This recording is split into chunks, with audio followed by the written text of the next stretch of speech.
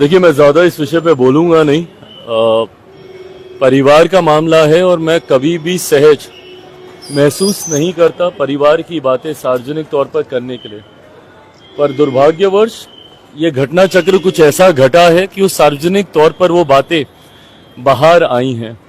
तकलीफ इस बात की भी है मुझे कि समय समय पर जिस तरीके से मेरे अपनों ने ही, और मेरे अपनों में कौन, जो मेरे पिता के जाने के बाद जिनको मेरे पिता की भूमिका में होना चाहिए, वो मेरी माँ के समान जो मेरी चाचियां हैं, वो लोग, उन लोगों ने जिस तरीके से समय समय पर मेरी माँ, मेरे परिवार को प्रताड़ित करने का काम किया, बातें ये तकलीफ देती हैं।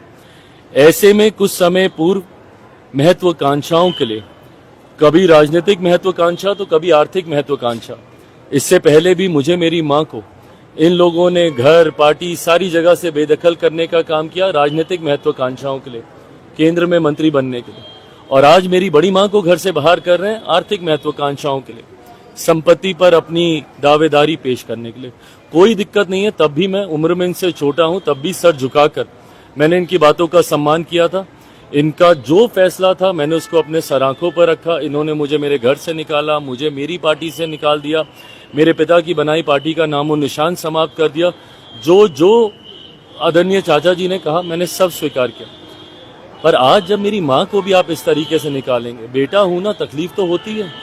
इस तरीके से जब आप उनको बाहर निकाल देते हैं, उनकी उम्र अब वो नहीं है, शारीरिक तौर पे भी अब वो इतनी मजबूत नहीं है कि वो इन बातों को झेल पाए। जिस तरीके से उनको सदमा लगा, ऑक्सीजन चढ़ा, पानी की बोतलें चढ़ी। मैं मान रहा हूँ संपत्ति पे है भाई, आपका भी हक है, आप कर लीजिए ना, अगर आपको बंटवारा ही करना है। मैं कहाँ मना कर रहा हूँ, मैं होता कौन हूँ मना करने वाला। मेरे पिता के जाने का सब आप ही हैं उस परिवार में, उनकी पीढ़ी के आप ही हैं, आप ही को ही सब करना है। अगर आपको लगता है कि परिवार में बंटवारा कर देना चाहिए, कर दीजिए, बता दीजिए सारी संपत्ति। आपके पास तो बहुत है, नामी बेनामी सब आपके पास संपत्तियां हैं। आपकी दिल्ली से लेके, नोएडा से लेके कहाँ तक नहीं है, आप बता दीजिए कौन सी संपत्ति किसके पास जानी है।